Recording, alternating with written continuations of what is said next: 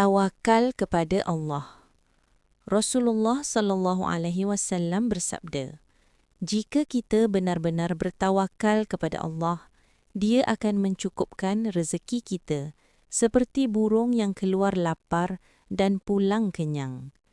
Dan Rasulullah sallallahu alaihi wasallam bersabda, keadaan orang beriman itu sentiasa baik. Dia bersyukur ketika senang dan bersabar ketika diuji. Rujukan Tirmizi dan Sahih Muslim. Tawakal bermaksud percaya sepenuhnya kepada perancangan Allah.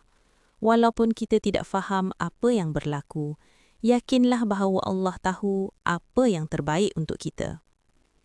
Ya Allah, kurniakanlah kami tawakal yang sebenar kepadamu. Jadikan hati kami penuh kepercayaan kepadamu. Permudahkan segala urusan kami, gantikan kesusahan kami dengan kebaikan, dan berikan kami kekuatan untuk sentiasa bersabar dan bersyukur.